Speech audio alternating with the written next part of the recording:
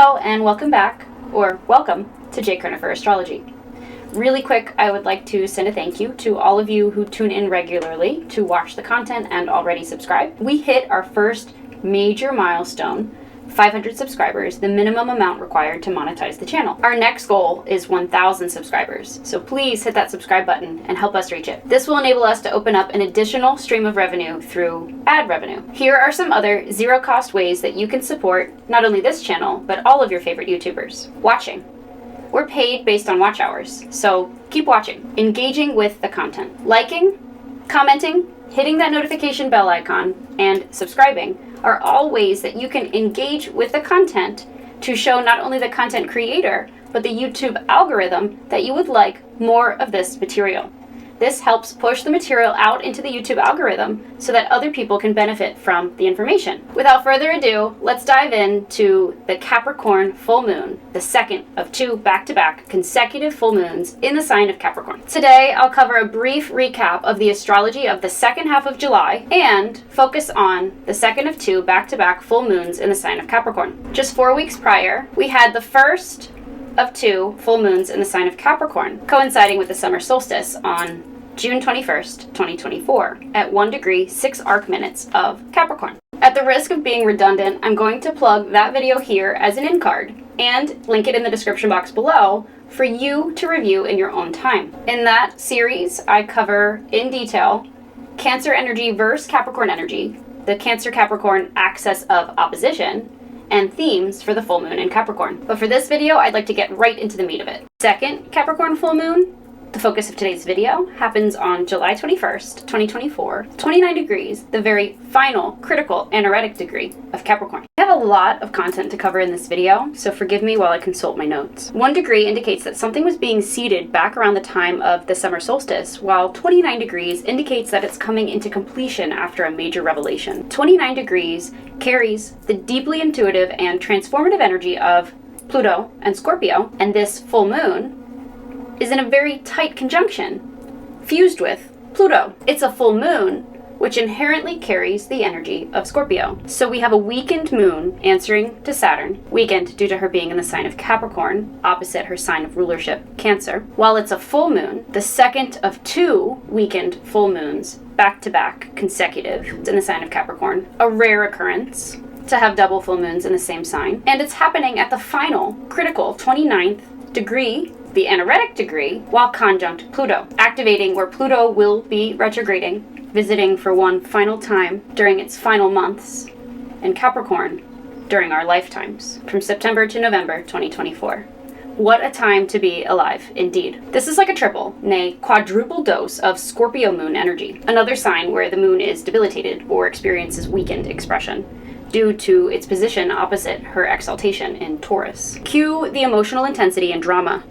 This energy, familiar to anyone who has moon in Scorpio, can be intense, dramatic, and obsessive. And the full moon, weakened in Capricorn, means we may have trouble accessing and expressing these deeper emotions in a healthy, productive way. We'll be shedding decades-long patterns of emotional avoidance, suppression, and escapism, especially through mind-altering or dopamine-chasing substances. That does nothing but leave us detached and fragmented from our authentic selves. Don't panic. We don't do fear-mongering on this channel. We talk about some heavy things, yes, but it is through discussing them that we bring them into the light of consciousness, not only for healing, but so that they have no power over us. Your shadow side may sit alongside you in the passenger seat, but you must not allow it to take control of the wheel. The only way that happens is if you give your power away, and that can be done by refusing to sit with your emotions, refusing to work through them in a productive way, or projecting them and making them someone else's problem and responsibility to manage. This shirking of personal accountability simply won't fly with Saturn in Pisces. Instead, have the courage to be honest with yourself, sit with those emotions,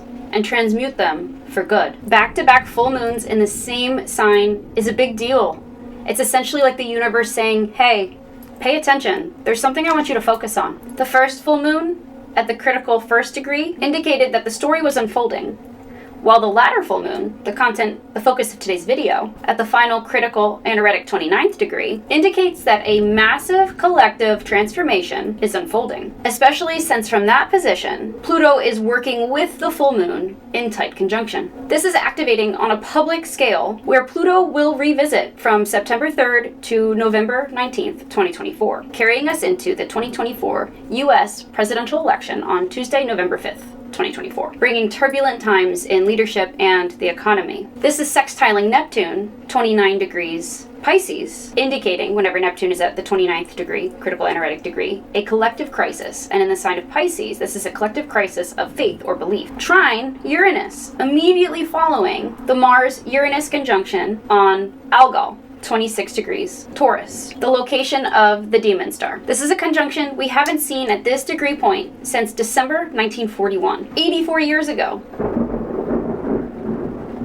which coincided with the attack on Pearl Harbor, an event that essentially forced US involvement in World War II. The US had until that point maintained its neutrality, if you can consider that being neutral, funding the Allied powers, Great Britain, France, and the Soviet Union, modern-day Russia. Pluto, 0 degrees Aquarius, is intensifying the energy, bringing up themes of deep personal transformation, especially along the Capricorn Aquarius cusp. This is the final full moon in the sign of Capricorn, while Pluto transits Capricorn.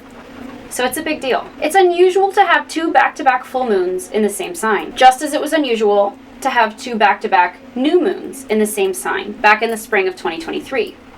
These fell 1 degree and 29 degrees Aries, the first and last day of Aries season 2023, which helps set the tone for the North Node in Aries, July 2023 to January 2025, and the total solar eclipse in Aries that happened recently, April 8th, 2024, the last total eclipse to occur in the United States for 20 years, until 2044.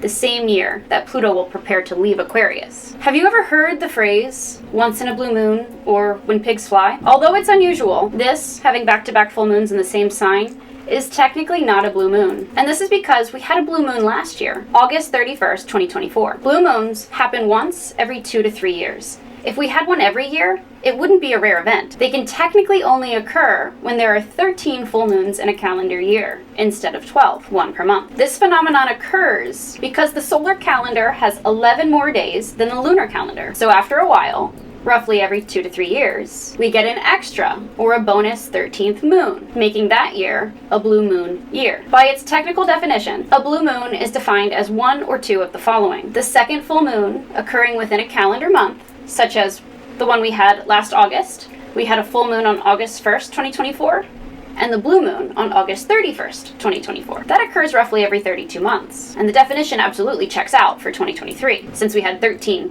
full moons in 2023. The second definition of a blue moon is the third full moon to fall within a season.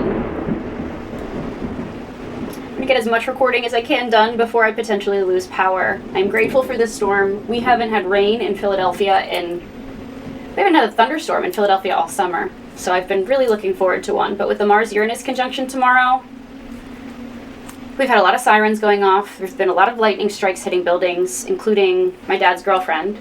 Across the street, lightning struck a tree and set it on fire. So be safe out there, everyone. I will get as much done as I can. This July 21st full moon is only the second full moon to occur this summer season, not the third. So technically, it doesn't fit either technical definition. However, the colloquial definition, how blue moon has come to evolve through the years, has come to mean any rare or unusual event or phenomenon, such as having 2 consecutive back-to-back full moons in the same sign. So if you call this a blue moon, I won't call you out. I just wanted to quickly dispel a common misconception and help you navigate through some clickbait. And if I put blue moon in this title, well, you'll have to forgive me. We're trying to grow the channel. You can choose to interpret it how you will, but hopefully this helps explain to you why some astrologers are calling this a blue moon and others are not. If you would like to rewind back to the blue moon of August 31st, 2023, I encourage you to do so, because we will absolutely be reviewing these energies. I will plug both the August 1st, 2023 full moon in Aquarius and the August 31st, 2023 blue moon in the sign of Pisces, as in cards and link them in the description box below for you to review in your own time. Since full moons are completion from what was planted 6 months prior during the corresponding new moon, I also encourage you to rewind back to January 11th, 2024, the Capricorn new moon, which I will plug as an in card and link in the description box below. It's a long one, but it's a very good one, and it happened on angel number 111, January 11th, 2024. Just a few days prior to the second Capricorn full moon, happening mid-July, on July 15th, 2024, Mars and Uranus aligned on demon star Algol, bringing an assassination attempt to presidential candidate Donald Trump. It took the life of an innocent bystander and critically injured 2 others in my home state of Pennsylvania. Why it always has to be Pennsylvania is beyond me. My thoughts and prayers are with you and the families affected by this traumatic event and senseless act of violence. Let's take a moment of silence now. I won't get too detailed in this video because I already have a 20-minute video focused on the Mars-Uranus conjunction that I'll also link here as an in card and in the description box below, where I explore the Mars-Uranus conjunction, the energy of both malefics, the energy of both malefics debilitated in the sign of Taurus, Algol the demon star, its ties to the myth of Perseus and Medusa, and the astrology of both presidential candidates, Joe Biden and Donald Trump. I even predicted a potential act of violence toward Trump due to his Mars in the 12th house, 26 degrees Leo, forming an exact square to the Mars-Uranus conjunction on his midheaven, 26 degrees Taurus, Algol. This Mars-Uranus conjunction carried us into the energy of the second full moon, amplifying themes along the Cancer-Capricorn axis of opposition. Where the second full moon occurs, 29 degrees Capricorn, is precisely where Pluto is headed to deliver one final blow to the economy and leadership as we know it, September to November 2024. Mastering Capricorn energy means learning to be realistic about how much time and energy we can invest into something before burning the candle at both ends and completely fizzling out.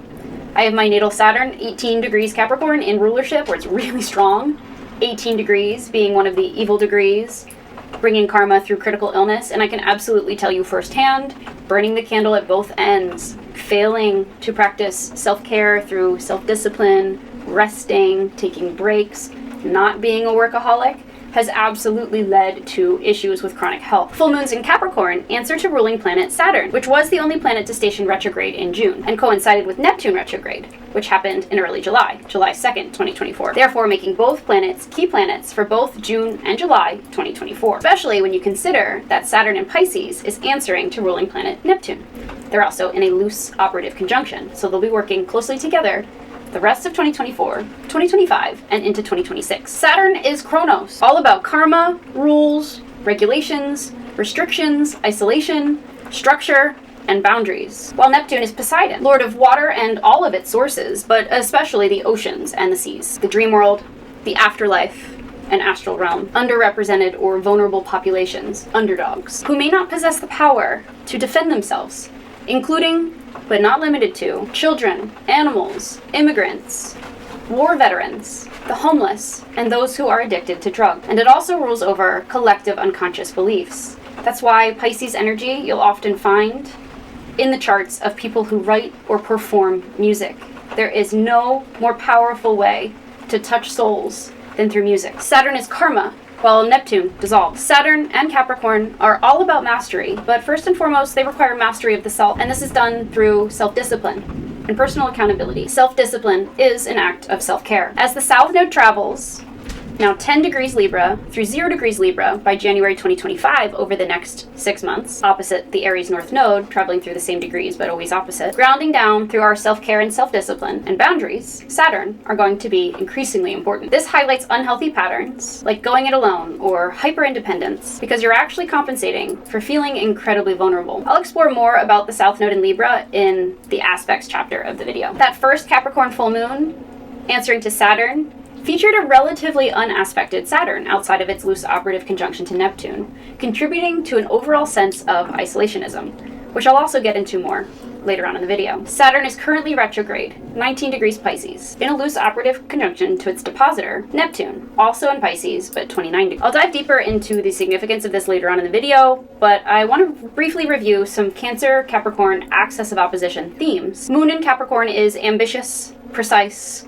orderly, determined, and organized. Moon in Capricorn struggles with darker emotions and struggles to reveal its true, deeper emotions. Moon in Capricorn, similar to Moon in Virgo, can be solitary and self-sufficient, which can present as avoidant or workaholic tendencies. Been there, done that. Overcoming complexities within our own emotional natures. Watch for issues with teeth, bones, and joints, especially the knees and the hips. Full moon weakened in the sign of Capricorn answering to Saturn can be likened to having severe trust issues and being emotionally constipated. When the moon is full, she forms an exact 180-degree angle from the sun, from our position on Earth. This is considered an opposition, and it's connected with themes of polarization, dynamic tension, and an overall feeling of being pulled in two seemingly conflicting directions. From this position, the light of the sun, representing the light of our awareness, spotlight of collective energy, fully illuminates the moon, which is associated with our deeper subconscious, unconscious, and intuitive world, or emotional world.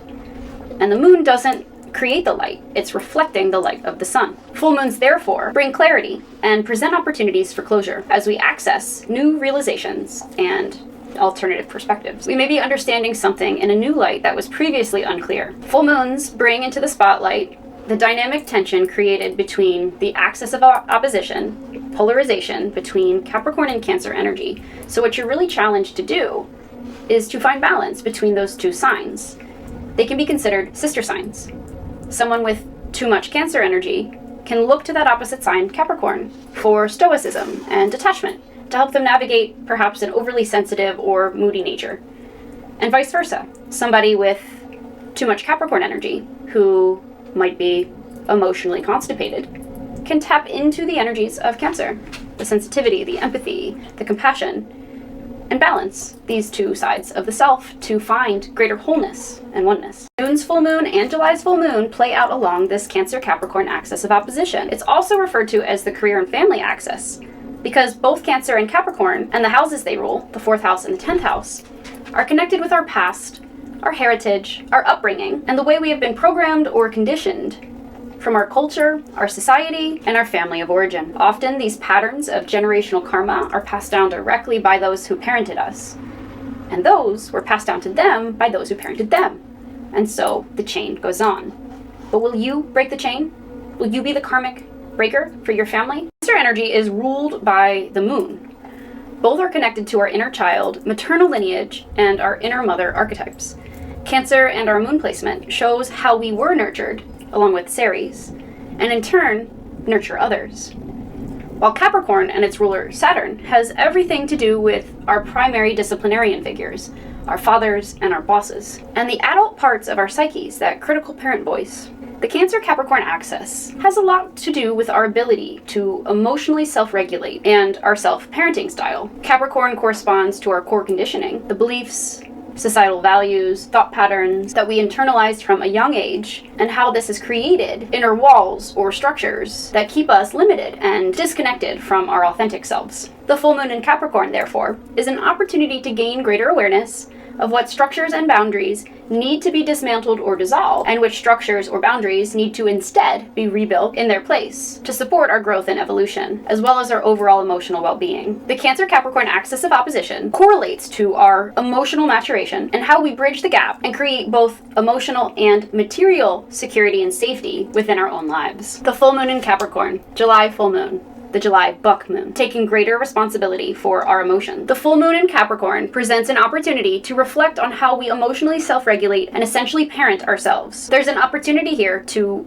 gain greater awareness and release some of the confines of that conditioning, especially as it relates to emotional self-regulation, vulnerability, insecurities, fears, avoidance patterns, addictions, and workaholic tendencies. The moon is traditionally debilitated in Capricorn, as she is at home in the opposite sign Cancer. So it's an invitation to observe the ways in which we are used to not honoring our emotions, and what messages we might have received from either our culture, the society we're a part of, or our family of origin around emotional expression, vulnerability, which is oftentimes still considered weakness. We'll have an opportunity to face the many clever ways we attempt to avoid or run away from our emotions, or we try to feign being strong when we're actually feeling quite the opposite. The back-to-back Capricorn full moons of June and July 2024 are an invitation and opportunity to practice holding space for your own emotions, while at the same time taking greater personal responsibility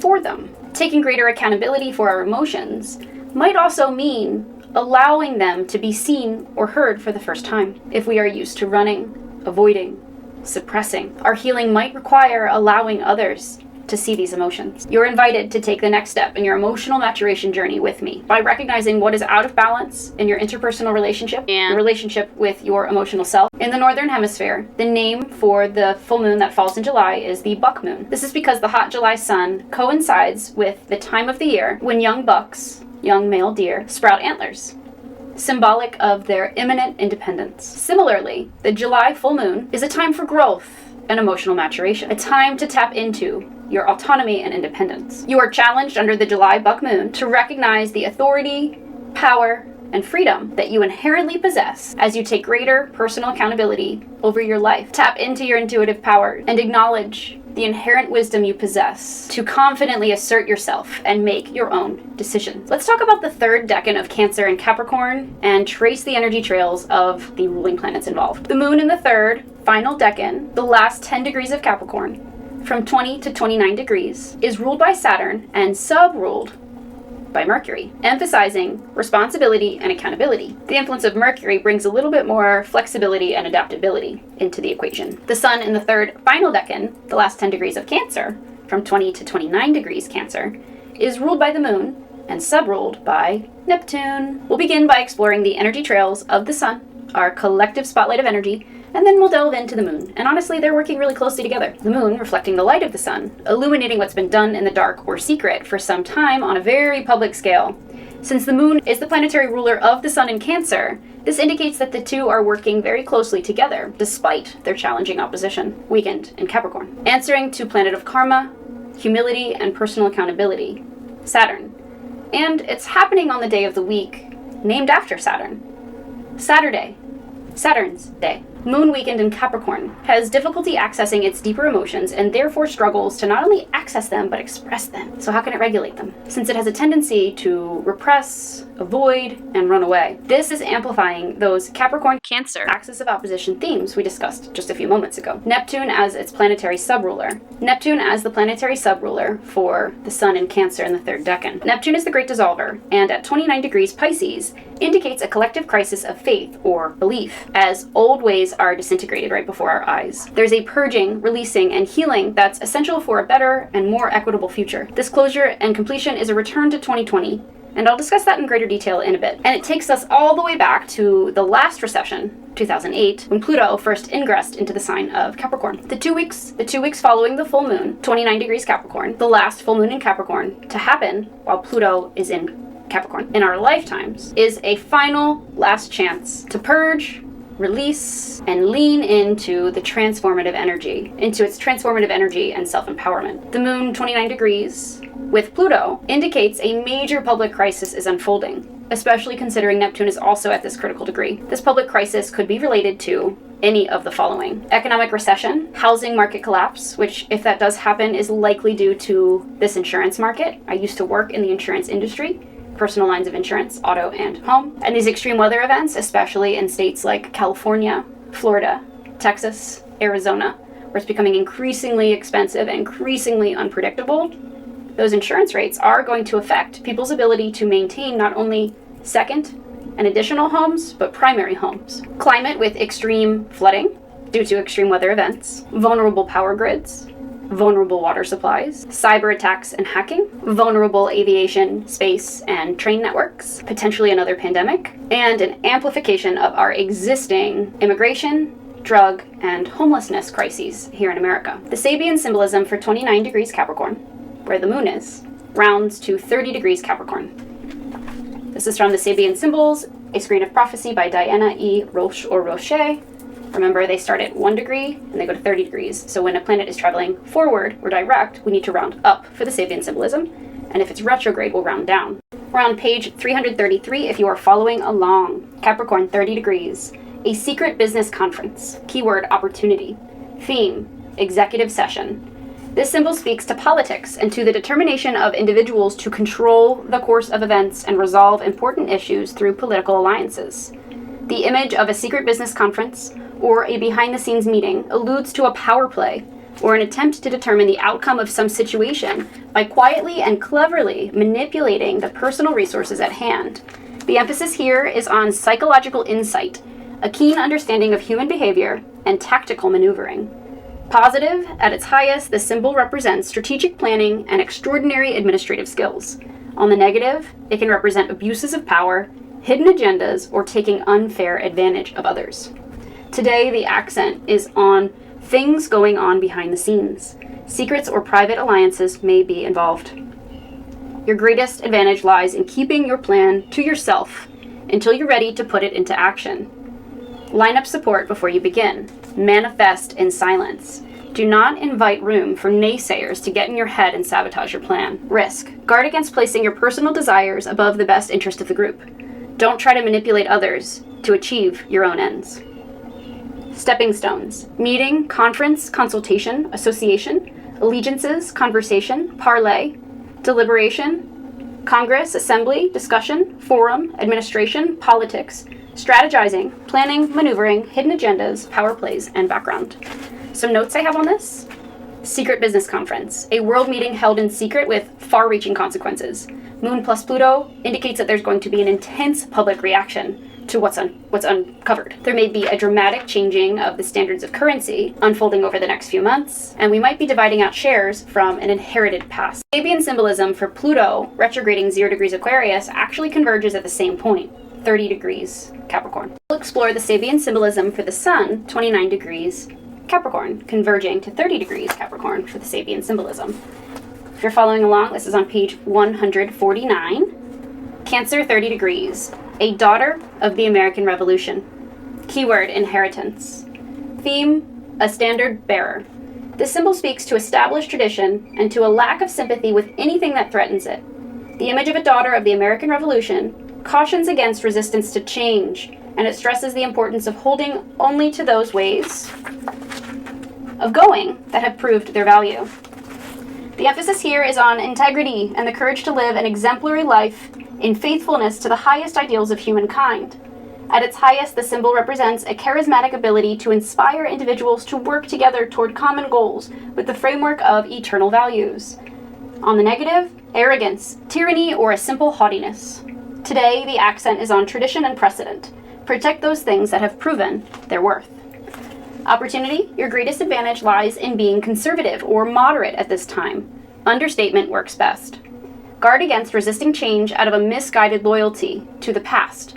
Don't fool yourself into believing that tenure or length of time with any project or group equates to superiority.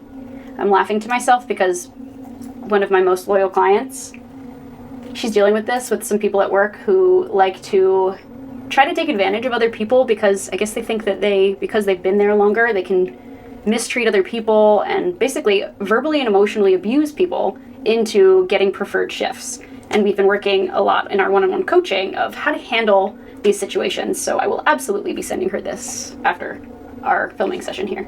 And if you're watching, make sure you comment. Don't fool yourself into believing that tenure or length of time with any project or group equates to superiority. Quality ever trumps quantity.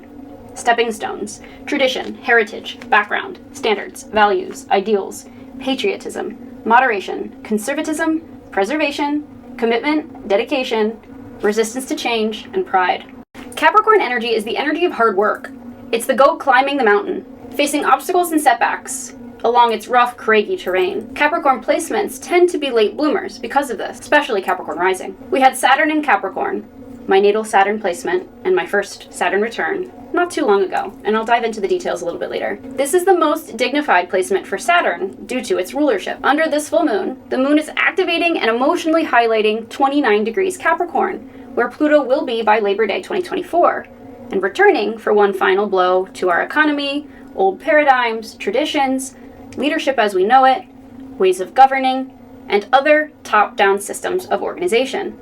The government, big business, corporations, top 2% of wealthy individuals, via its retrograde from September 3rd to November 19th, 2024. Pluto is essentially already here, not even a full degree point, in very tight conjunction, adding its energy and influence to this full moon. Pluto was 29 degrees Capricorn most recently in January 2024, December 2023, June and July 2023, and February and March 2023. So we'll be revisiting all of these time periods, and we're actually going to go back a little bit further too. Pluto will be 29 degrees Capricorn for an extended stay, September, October, November 2024, bringing major changes at this time to our economy and to leadership as we know it, as crimes and corruptions done behind the scenes are exposed. With the moon weakened in Capricorn, the decay and breakdown that we're seeing on a societal level is at the hands of a lack of leadership, or weak or corrupt leaders. When a planet repeatedly crosses the same degree point, that degree point becomes incredibly activated. And we're talking about 29 degrees Capricorn. This is bringing a culmination of past decisions since 2008,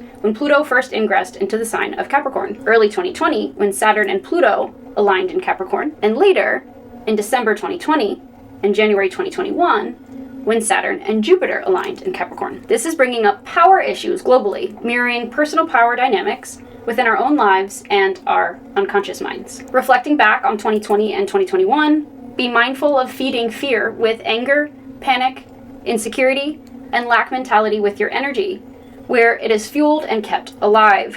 Starve it like the cancer it is. Be mindful of the ways you unconsciously self-sabotage and give your power away. Blaming others or external circumstances for your problems might be easy, but it won't make Saturn your bestie. Instead, shift out of the energy of victim consciousness and into one of empowerment and authentic individuality. Something you thought was over, resolved, or that no longer holds power over you shows up on your doorstep, literally or figuratively. And it's either coming back around to show you that it's evolved, or it's a test to see how much you have evolved. 29 degrees Capricorn has been aspected many times by many different planetary bodies, beginning back in December 2019, much of 2020 and 2021, coinciding with the COVID-19 pandemic. This is the energy of power struggles, control, limits, and restrictions at the hand of leaders who desperately try to maintain a sense of power. Jupiter, Saturn, and Pluto visiting these degrees the past 4 years since 2020 brought abuses of power, deceit, manipulation, and corruption at the hands of top-down structures, corporations, governing bodies, powerful leaders, the wealthy 2%, and big business. With Jupiter in Gemini this year, and its aspects with Pluto and Aquarius also intensifying on the cusp of Capricorn and Aquarius the next 6 months, this will put the forefront of our attention onto media and media outlets and big tech. We'll be focused on social media as well, as we learn the true meaning of freedom of speech and censorship. Rewind with me back to early 2020. From January 8th, 2020 to January 14th, 2020. The alignment of Saturn and Pluto, two big malefics, 22 degrees Capricorn, the KILL or BKILLED degree, and master number 22 carrying all the energy of Capricorn, coincided with the beginnings of mass fear-mongering from the COVID-19 pandemic as it began to spread globally. Mercury, Jupiter, and the South Node were co-present in Capricorn at this time, further intensifying the karmic energy. Mars and Jupiter reached this degree point mid-March 2020. Mars and Jupiter reached this degree point mid-March 2020, when the entire world shut down, and we went into lockdown here in the Americas for the first time in history. Saturn was at this critical 29 degrees Capricorn point at this time as well, from March 10th to March 22nd, 2020. Prior to ingressing, dipping its toes into 0 degrees Aquarius. I still remember Friday, March 13th, 2020, quite vividly. I was working in the travel and hospitality industry for an international tour operating company. And earlier that week, I want to say Monday, Tuesday, we had received an email reassuring us that there would not be any layoffs, but also suspending any extraneous benefits, suspending all of our travel benefits and our corporate gym memberships to Lifetime Athletic, which, to be honest with you, those benefits were really their only justification for grossly underpaying us. The very next day, they began laying off 50 people a day. And would you believe the CEO had a brand new Audi delivered to the office in front of everyone while he made these decisions? Earlier that afternoon, I had what I did not know would be my final face-to-face meeting with my then manager and my business partner, both of whom were departing later that day for business trips. My manager was headed to Italy, my partner was headed to Iceland, and I was supposed to, in a few months following, be sent to Norway, where I have a lot of ancestry, to enjoy a 13-day cruise of the fjords. That trip would never come to fruition, and I would never see either one of them again. My partner would be in Iceland, while my manager would be in Italy during the peak onset of the COVID-19 spreading, both of whom would have to self-quarantine upon coming home because neither party was even so much as questioned when they arrived at JFK and Philadelphia International airports.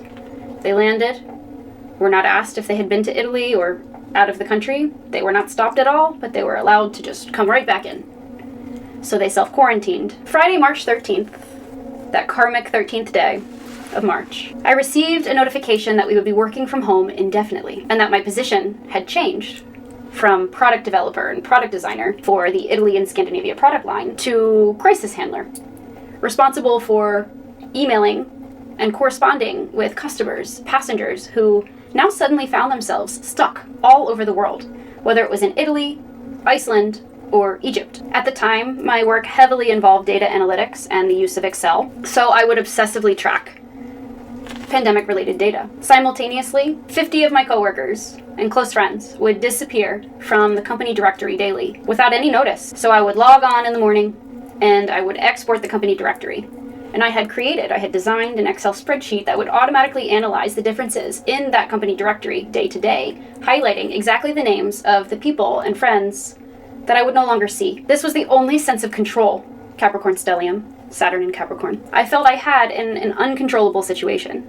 And it's also when my anxiety reached an all-time high. This was the first time I broke my caffeine-free lifestyle, which did nothing but worsen my anxiety. A few months later, I would manifest the most toxic relationship of my life via Bumble, in between lockdown protocols. We became very close during the pandemic. He told me things that I don't think he'd ever told anybody before, and maybe he hadn't met anyone who cared enough to listen. Because he was essentially all alone, completely isolated from his family, aside from a few close friends and a brother whom he seemed to have a bit of a turbulent relationship with. His family, who is extremely affluent and very much responsible for raising a spoiled, entitled brat who uses people for ego gratification, was at the time stuck at their property in the Turks and Caicos. I felt very bad for this young man, and I also adored him, and I fell right into his web of lies, deceit, and betrayal. It would take a close friend hacking him.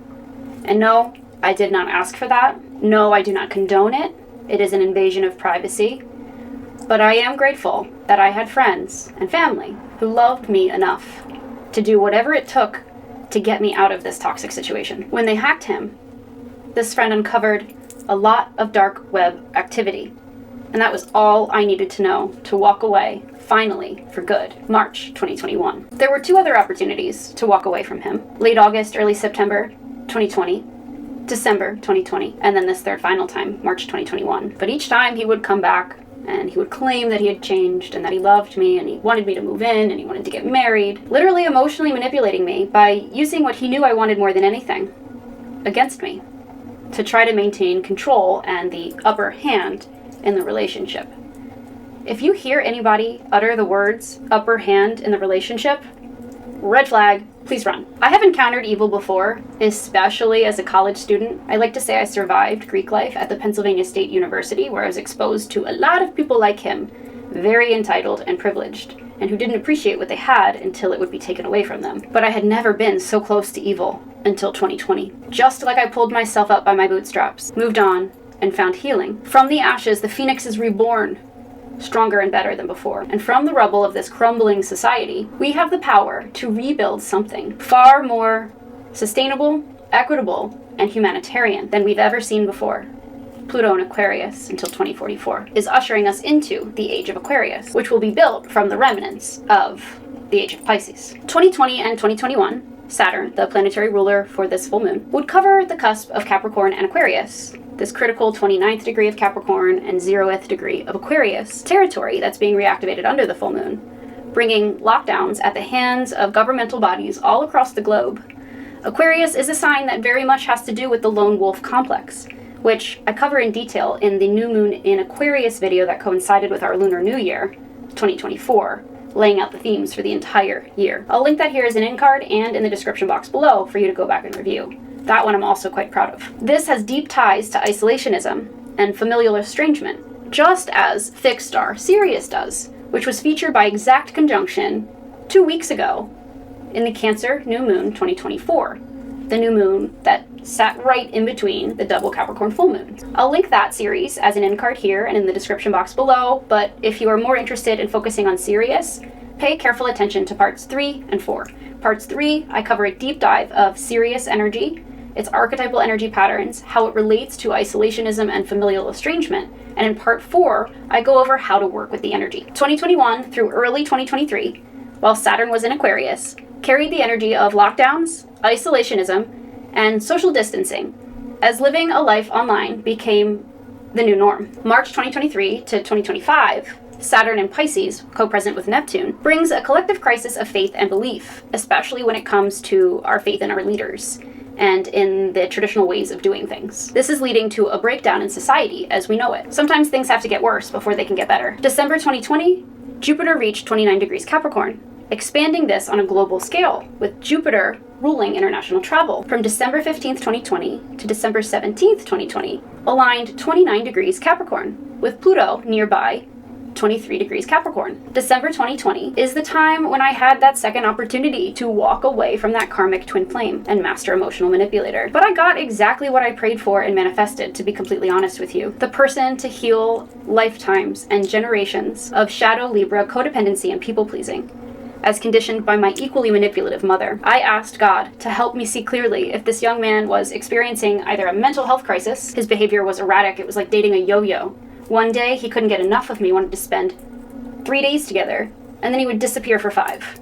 I imagine these were the ups and downs of abusing drugs, which by December 2020, I would find out to be true. That month, it had come to light that he abused Adderall, cocaine, and ecstasy, among other substances, regularly. And although that was shocking, it's something that I ultimately, having been raised by a mother who's an alcoholic and a now opiate addict, it's something that I would have looked at without judgment, and I would have navigated through with him with love, had he been able to take personal accountability, admit that he had a problem, and seek treatment. Originally, this young man was supposed to be a temporary summer fling with a younger man. And honestly, the story of Adonis and Aphrodite, which I'll get into later on in the video in the South Node Libra, Black Moon Lilith Libra section of the video. Adonis, who had Syrian ancestry just like this young man I allude to, reminds me very much of him. From his outstanding beauty to his love of hunting, and right down to our toxic connection. Even the archetypal theme of the divine feminine plunging to the depths of the underworld to explore her own psyche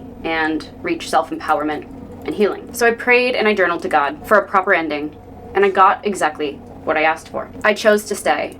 And when we choose to stay, when we don't make a choice, we delay the inevitable, it's a choice we're making to settle for less than we deserve. And it's not a choice the universe supports. So I stayed to not only uncover the truth about him, but to get an ending to the book I was writing about the experience. What I uncovered was far more sinister than I could have imagined. In the end, it was uncovered that he had a rotation of several women, a long history of treating women as objects, using them for ego gratification only to brutally discard and demean them in the end. Even worse, he seemed to really enjoy the discard phase of the process. He said multiple disturbing things that he later admitted to me were purely to get a reaction out of me. An example of this, he told me that he beats his dog with the metal end of his belt. Now, I knew that wasn't true because his dog adored him every bit as much as I did. And I knew the dog wasn't abused. I know what those patterns look like. He also told me that he needed to spend New Year's Eve that year alone because he wanted to go to the cabin up at Lake Wallenpaupack because he just needed to KILL something. I'll let that one sink in. In the end, he showed me just how sociopathic, if not psychopathic, he is. And Lord only knows what he was doing on the dark web. To be completely honest with you, I hope it was just drugs. Because the alternatives, they make it hard to sleep at night. I can't shake this feeling I had in my gut from the very beginning, long before I learned to trust my intuition. The first time he gave me a tour of his home and showed me his basement workshop, I literally had to swat the image of women, people, being tied up down there. And I swatted it away out of paranoia because I figured I was just watching too much true crime. If you'd like to hear more about that story, I went public with it for the first time a year ago, actually, under the full moon in Capricorn 2023. So I will link that video. It's a 2-part series. Here's an end card, and in the description box below, Bear with me, it's one of my older videos. I was still coming into my charisma and my Leo energy, and it was very hard sharing that story publicly for the first time. But I know it's important to talk about because when I was going through it, I felt like I was the only one in the world. And the more that I talk to people about it, the more I find those degrees of separation are so much smaller than we realize. Narcissistic abuse affects more people than you realize. It's important that we share awareness so that we can help people break the chain and get out of that cycle of abuse. This full moon also kickstarts Leo season, a much needed change of energy. This puts multiple planets in opposition to Pluto. We already had Mercury opposite Pluto in Aquarius under the new moon in Cancer 2024, which I will plug it as an in card and in the description box below for you to go back and review. And we have Venus opposite Pluto, exacting July 12th, but still relevant, still in opposition under this second Capricorn full moon. I'll dive into that a little bit further on in the aspects chapter of the video. We will have the Sun opposite Pluto, and in the not too distant future, Mars opposite Pluto. Two malefics facing off yet again, and they'll do so multiple times in different signs. We have a Mercury retrograde coming for almost the entire month of August, from August 4th until August 29th. If you consider the pre and post retrograde shadow periods, we're already feeling this from July 16th to September 11th, 2024. This is especially potent because Mercury is the ruling planet for Jupiter, while Jupiter is in Gemini the next 11 months or so. Additionally, Mercury will cover the territory from 4 degrees 6 arc minutes of Virgo in its sign of rulership to 21 degrees 25 arc minutes of Leo, where it will answer to the Sun. Meaning that this Mercury retrograde not only takes us back to Mercury retrograde through Virgo of 2023 from August 23rd to September 14th, 2023. I'll link that here as an in card, as I made some very interesting predictions that are coming under fruition right now. Timing is a very difficult thing to predict in astrology, but many of the things that I mentioned are coming under fruition right before our eyes. So I'll link that as an in card and in the description box below, because we'll absolutely be revisiting it in August and the fall. This also means that Mercury will be changing signs during its retrograde. Whenever Mercury retrograde changes signs, it indicates a major change of heart or direction, especially where Leo is involved, ruling the heart center and the heart chakra and the solar plexus. If there's enough interest, I'll make a video specifically about that Mercury retrograde. Let me know by liking this video and dropping a comment in the comment section. An important date to jot down would be August 18th, August 19th, and the time surrounding that. It'll vary depending on your time and location, but August 18th in the evening for Eastern Standard Time, early morning, August 19th, we'll have a Mercury cazimi. Ask any astrologer, and they'll tell you, unless you were born with a planet retrograde, then it will affect you the opposite way. So if you're born during a Mercury retrograde and Mercury goes retrograde, this will actually be like forward motion for you. Whereas everyone else who's born with Mercury direct, Mercury retrograde is a point of reflection. Do you see? So any astrologer that you ask will tell you to avoid starting anything new, starting a new job, signing any contracts during a Mercury retrograde. The only exception to this rule is if you do so around the time surrounding that Mercury cazimi, August 18th, August 19th. August 19th is a Monday, conveniently. This is really exciting because I actually start a new opportunity, a new full-time opportunity on August 19th. And it's one that I manifested way back in 2023 when I got my personal training certification. My start date will be August 19th after a series of setbacks. Originally, I was supposed to start on July 15th, the day I'm recording this video, and the day of the Mars-Uranus conjunction. That would have been quite a start date. And fortunately, due to delays in construction of the newest building of where I'll be working, where I'll be training my first week, it was pushed to August 19th. Everything happens for a reason. You have to trust that the universe has your back, even if it feels like a setback in the moment. Additionally, Mars is now in Gemini, but Mars will be in Cancer after that. And when Mars is in Cancer, we'll be facing matters of security, national security, and possibly a real estate or housing market collapse here in the United States. Mars will be in Cancer from September 5th to November 3rd, and it will face Pluto, 29 degrees Capricorn, by opposition on November 2nd and November 3rd, both in early September and on November 2nd and November 3rd, just days prior to the United States 2024 presidential election. The day of the election, Tuesday, November 5th, the moon will be transiting Capricorn on top of Pluto. 29 degrees. So buckle up and prepare for some intensely chaotic and turbulent times. On November 4th, Mars will ingress into the next sign, Leo, where it will answer to the Sun, only to retrograde there, beginning in Leo, on December 6th, 2024,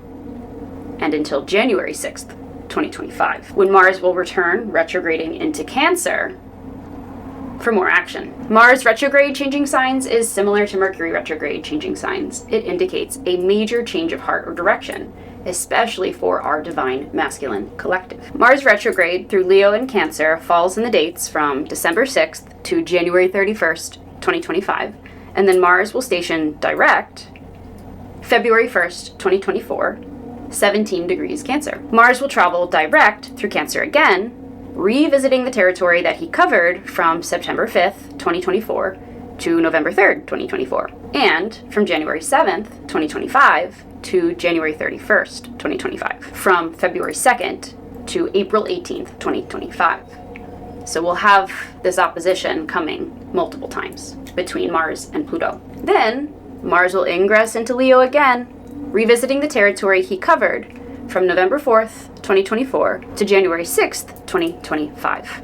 And that will begin April 18th, April 19th, 2025. And Mars stations about 6 weeks in each sign, so for about 2 months, carrying us into June 2025. Let's talk a little bit about Pluto at the cusp of Capricorn and Aquarius. So the moon is 25 degrees Capricorn, with Pluto 0 degrees Aquarius, emphasizing and intensifying the Capricorn-Aquarius cusp. What do I mean by cusp? If you are a cusper, you were born in either the first few days of your zodiac sign or in the final few days of your zodiac sign, and you are tasked with balancing two neighboring energies, which are usually quite similar.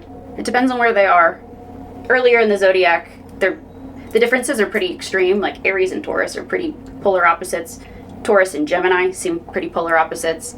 Gemini and Cancer seem polar opposites. But as you get further along the zodiacal wheel and into the, I don't want to say more evolved energies, but the older soul energies, the differences become a little bit harder to discern. When you have placements on the cusp of two signs, it is essentially like having one foot in either sign, and you are tasked with balancing those signs. Neighboring signs are like two cars driving down the highway, but very close together.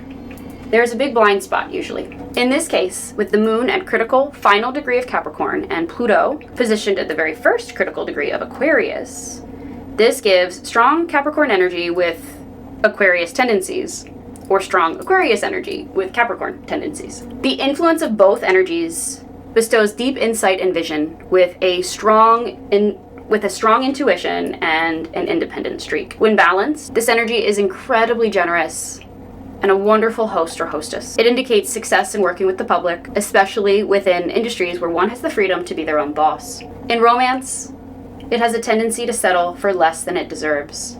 So pay attention to the Black Moon Lilith South Node in Libra section where we discuss the karmic, interpersonal, and romantic relationship energies that are coming up over the next 6 months, as we'll be feeling this on a collective level. There's a tendency to deal with emotions from the analytical functions of the mind rather than the heart or empathy center, because the cusp of Capricorn and Aquarius has a deep stoicism, and it dislikes falling prey or victim to emotion. In fact, this energy is adept at realizing when emotional manipulation is at play. But watch for a tendency to give the silent treatment, punishing others by removing your energy, which can be equally manipulative. We call this ghosting in modern day. This energy will feel familiar to anyone born between January 15th and January 24th, who would have their sun on the cusp of Capricorn and Aquarius. I'm not going to dive into all of the aspects because this video is already quite long, but I will touch on the most important ones and their symbolism. On July 20th, Mars ingressed into Gemini, bringing fierce, determined communication and energizing the mind.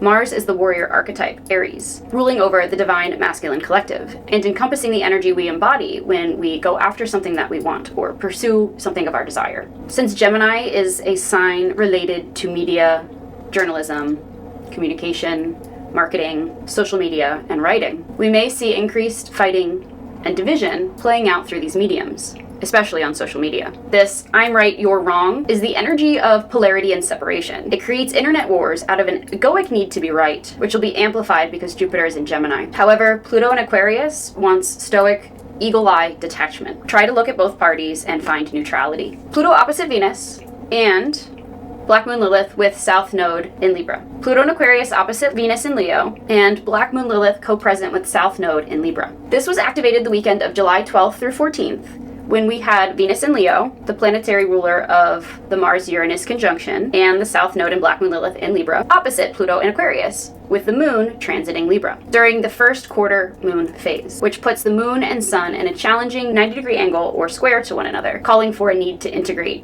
two conflicting energies. The half moon in Libra can flare up family issues, health problems, challenges at work, conflict with the opposite sex, and public disagreements, especially ones that play out on the internet. It is highly important to think before you act or react, which only adds more fuel to the fire, especially with Mars conjunct Uranus on demon star Algol, 26 degrees Taurus. All of this is amplifying the dark feminine archetype. We're watching shadow Venusian traits play out that have been dominant over the past 2,000 years during the age of Pisces, but we're watching them play out so that they can dissolve.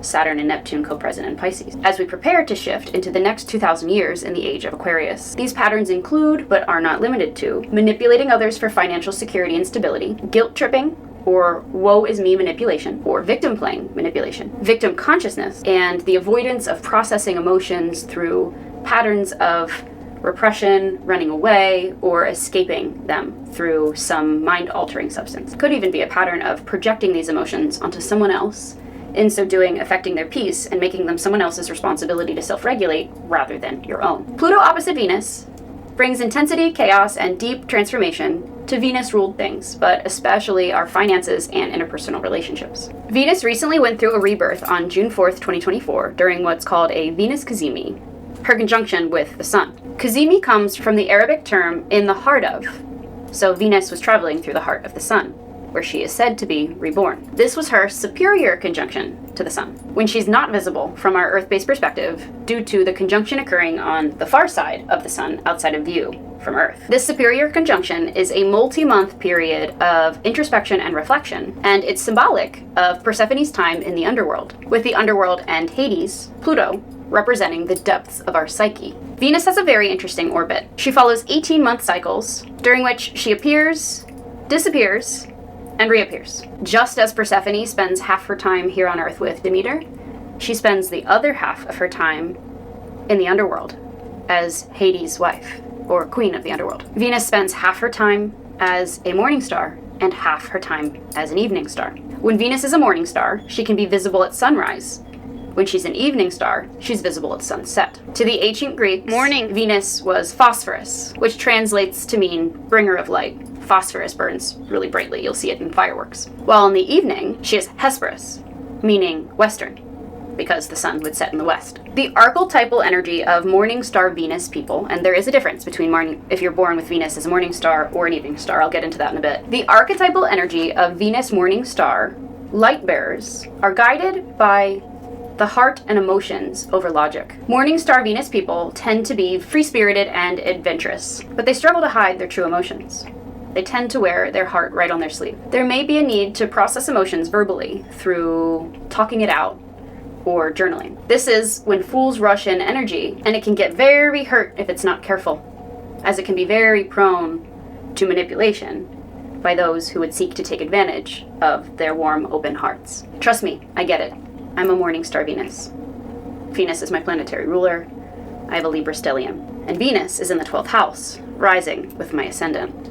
If you're an astrology enthusiast, you know what I mean. In stark contrast, the archetypal energy of evening star Venus takes its time warming up to other people. It prefers to reveal its deeper emotions slowly over time. Venus evening star people prefer to process those emotions internally before attempting to express them or share them with others. When heartbreaks occur, it can take a very long time for evening star people to get over it. They may be prone to rumination, so pay careful attention to your mind. Don't let it wander for too long. And even if they never speak to their ex again, they may think about them for years and decades. Let's go over how to determine whether you're a Venus star morning person or a Venus star evening person. And from those archetypal energy patterns, you might already have an idea. Back with that toxic karmic relationship that I was in, he was very much an evening star Venus. I was a morning star Venus. It conflicted. We both thought our way of processing emotions was the better way. So the easiest way to tell if you're a morning star Venus or an evening star Venus person is to pull up your chart. If Venus is clockwise from your sun, or an earlier zodiac sign, a sign that comes preceding the one where your sun falls, you would be a morning star Venus person. If Venus is positioned counterclockwise from your sun, or at a zodiacal sign that would come after your sun sign, you are an evening star Venus. If your Venus and sun are in the same sign, like me, you'll need to check the degrees.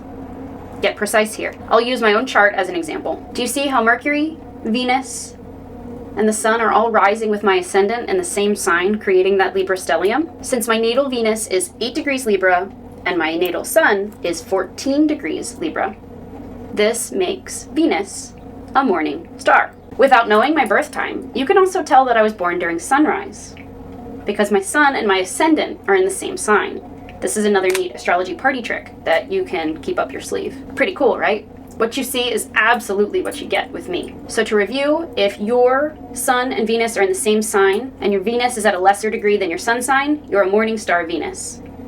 If it's the other way around, if your Venus is at a higher degree than your sun, you're an evening star Venus. If your sun and Venus are at the exact same degree, you'll have to get even more precise and look at those tiny little numbers to the right of the degree symbol, the arc minutes. That's really rare. You were born during a Venus cazimi. So in the weeks leading up to Venus's reemergence as an evening star, which happens at the beginning of Leo season, Pluto activates this energy by opposition, bringing what was reflected upon during May, June, and most of July, while Venus was reflecting and introspecting, Persephone was down in the underworld, up to the light of consciousness for healing. The Mars-Uranus conjunction on Algol happens in the sign of Taurus, which is a sign ruled by Venus. So it's all part of the story. It's also important to note that Venus, Aphrodite, and many other feminine energies in Greek mythology did not marry for love. Hera, Juno, wife of Jupiter or Zeus in astrology, married unhappily to a man who could not stay faithful to her.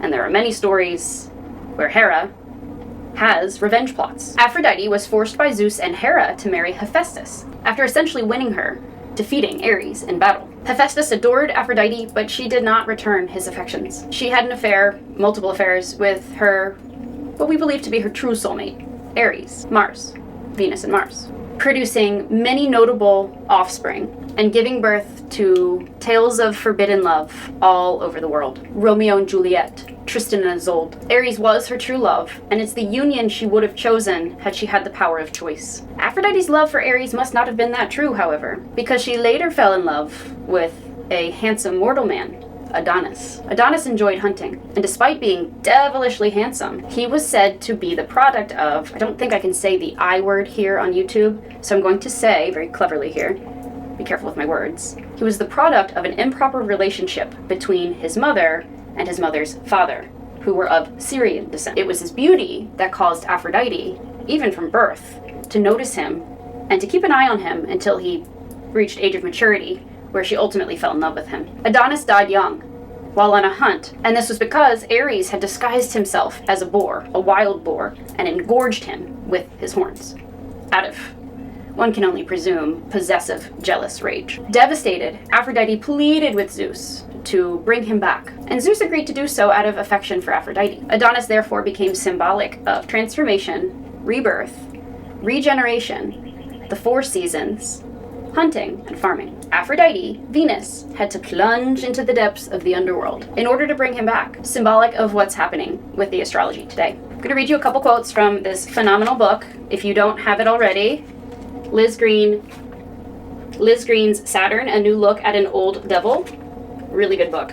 The Piscean era, with its pronouncement of sex as evil and of death as the gateway to never-ending heaven or hell, this kind of conditioning runs deep, as it has been with us for 2,000 years, and even the more liberal-minded and scientifically inclined have the same collective heritage of fear, superstition, and fascination about this area of the human experience. When Venus reemerges as an evening star, this will happen while Venus is still in Leo, but while the sun is in Leo as well during Leo season, which is ruled by the sun, amplifying the solar plexus and the heart chakras. For Venus and all things Venus ruled. The Venus archetype, the yin energy within each of us, our feminine side, the divine feminine collective, our daughters, sisters, mothers, significant others, girlfriends, wives, what we love, value, and invest our time or energy into, our money and our resources, even the things that we do for work to acquire those resources and to build our self-confidence. It could include our self-confidence. Pluto's opposition is activating the dark feminine archetype, highly chaotic energy, and this is as the divine feminine desperately seeks to regain the imbalances of power over the past 2,000 years in the Piscean era. This can manifest as displaced anger and aggression. It's important to remember to use this energy wisely and compassionately, as it directly influences your quality of life. We must not allow illusions of power to ignite chaotic or destructive patterns within, or to lead us into a path of addiction. Black Moon Lilith and South Node in Libra the next 6 months helps paint the picture. Black Moon Lilith in Judaism is the story of the first wife of Adam who refused to submit to him. And because she did so, she was banished from Eden, cast out as a harlot and an outcast in society, and honestly painted to be quite a demonic being, whether or not that's true. You can see similar parallels to that with anyone practicing tarot, astrology, herbalism in later years, cast out as witches and burnt at the stake.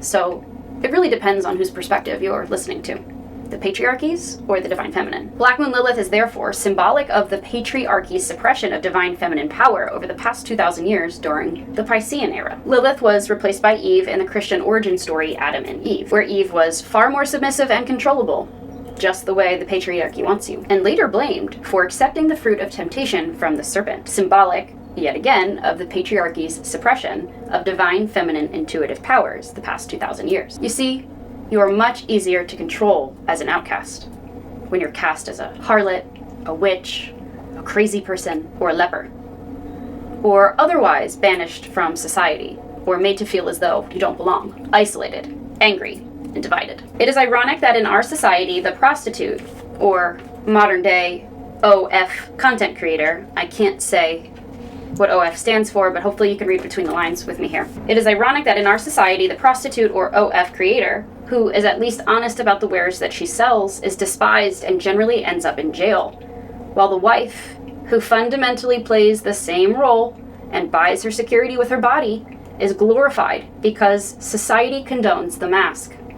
There are a great many women who trade their sexual favors for a legal tie, which promises them financial security, and a great many men who buy these favors in exchange for what have been euphemistically termed a husband's rights. This is on page 23, Liz Green, Saturn, specifically in the section about Saturn in Scorpio or Saturn in the 8th house, in case you're curious. So what's Black Moon Lilith? Black Moon Lilith is not a planetary body, but instead it's a geographical point representing the dark side of the moon at its furthest point in its orbit, at its apogee. In astrology, this dark side of the moon represents the shadow feminine archetype and our patterns of self-disempowerment. Black Moon Lilith is therefore an energy of breaking free of control and things that we perceive to have power or control over us. On the positive, Black Moon Lilith represents the ability to set boundaries and assert one's needs and independence, especially if you come from a background of having your personal power suppressed, such as I did with narcissistic abuse dynamics, both within my immediate family and within romantic relationships. I manifested that very toxic relationship during the COVID-19 pandemic that I will forever be grateful for,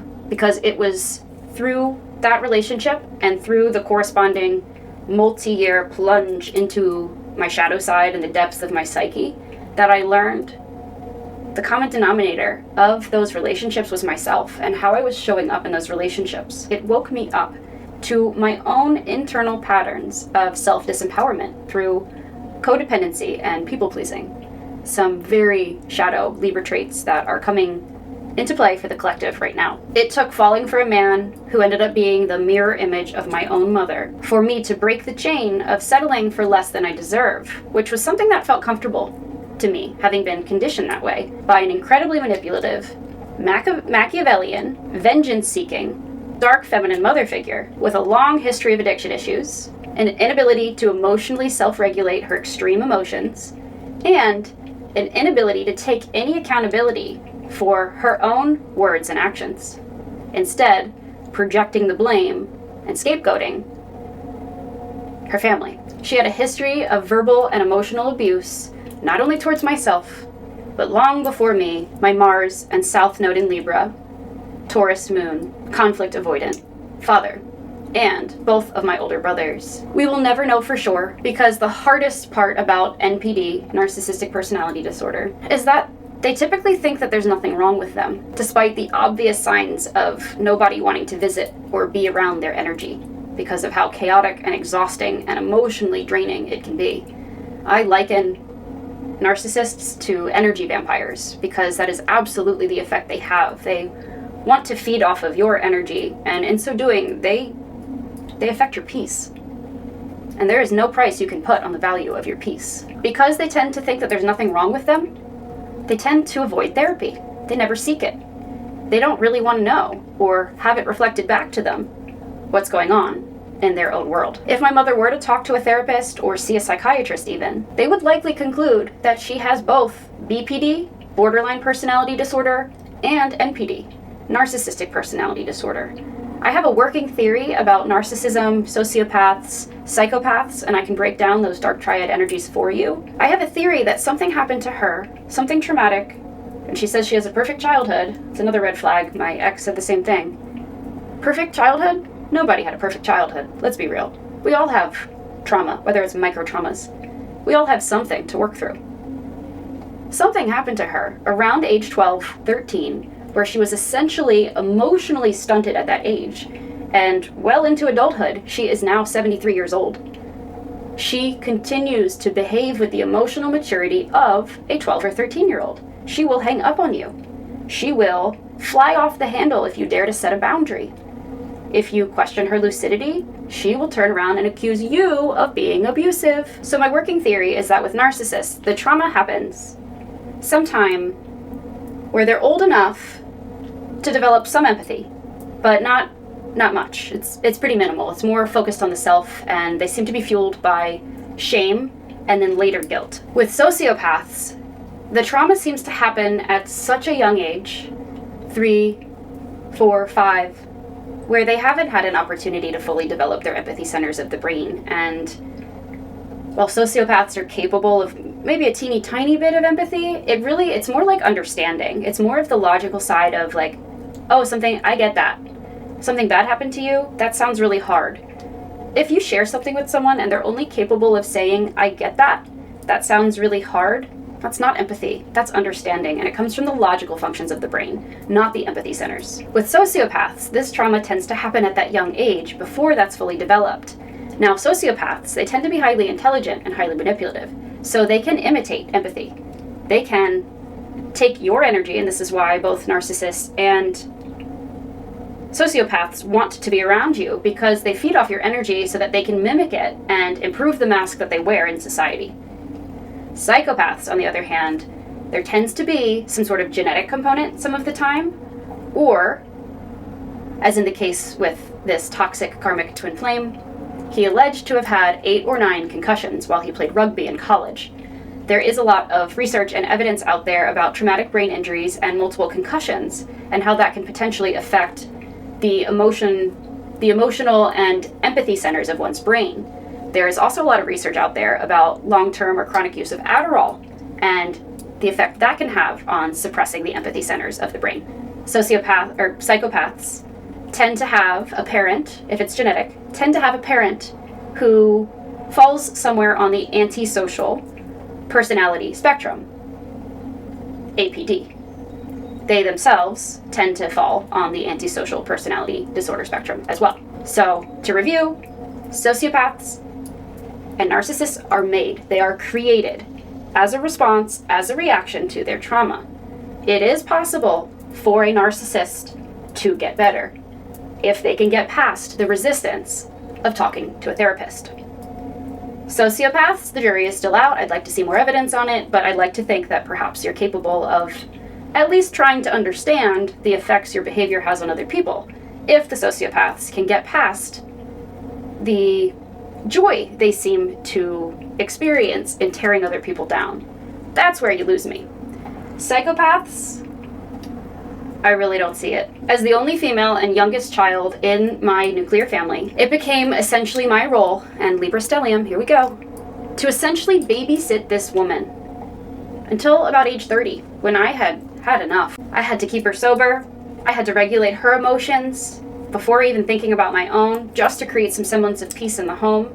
As at this point, so my brothers are 10 and 12 years older than me, They were out of the house by the time my parents split up in 1998. They were not present much through the 3-year custody divorce or battle. So I essentially have 2 older brothers, but I also have the experience of being an only child in this way.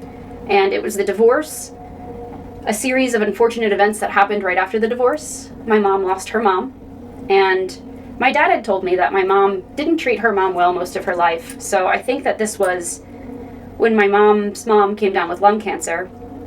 This was really traumatic for her, and she did everything she could to be by her bedside, but I don't think she ever got over the loss of her mother. And that was 4 days before my 10th birthday on October 4th, 2000. Shortly after that, after losing her husband, losing our family as she knew it, losing her 2 older sons who flew the coop back in the late 90s. You flew the coop and you didn't come home.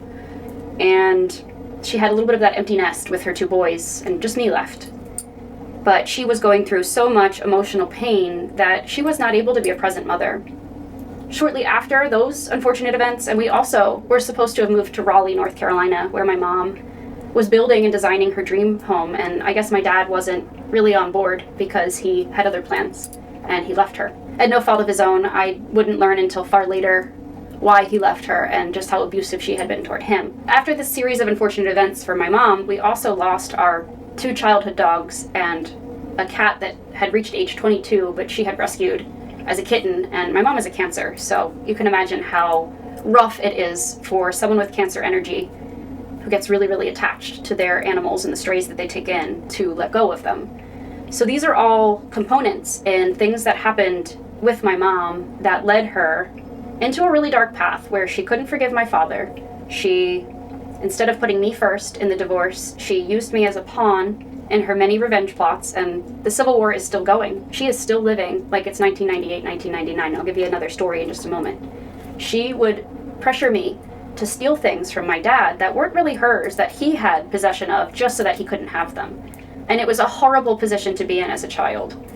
I remember being asked by the judge in 1998 which parent I would want to live with, and I remember wanting to say my dad, but not having the courage to do so, because I knew how explosive my mother would become. I just saw Third Eye Blind for the second time on Friday. They came to Philadelphia to play a show, and How's It Gonna Be is a song that got me through that divorce. And if you don't know it, I encourage you to look up the lyrics because they're pretty heavy, but that is the song that got me through those really turbulent times. Despite all of those emotional setbacks, my mother was still able to function. The alcohol problems didn't really start until closer to the end. Middle school, I'd say age 13 for me. There are some memories where she was drinking heavily, and a little bit in high school, and then college. Once I left the nest, it really got bad when she was completely alone. But my mother was in a toxic relationship. I talked about it in the last Cancer New Moon video. I talked about her 18-year relationship with the stray construction worker she brought into our home who didn't pay any bills, didn't pay any utilities, didn't pay rent, didn't help her at all financially aside from occasionally buying groceries, and proceeded to mooch off of my mother, who, despite her many issues, is a self-made. Mostly, she inherited some wealth, but a mostly self-made multimillionaire. She's honestly quite impressive, this side of her. But it's these workaholic tendencies that got her there. She, despite fighting for custody of my dad is a very healthy individual with strong boundaries and not a workaholic. He's just here in the present. He doesn't feel any need to work any harder than he has to because he knows he can't take it when he's gone, take it with him when he's gone. He's a Taurus moon. My mother worked in pharmaceuticals, and she was able to climb the ladder pretty high, earning a good income while also, on the side, building her real estate empire. So we had additional streams of revenue coming in from her multiple rental properties, which allowed her to retire very young at age 55. She left pharmaceuticals, and she went into business for herself. So is it any wonder that all 3 of her children are either CEOs of their own business or director level of the company that they work for?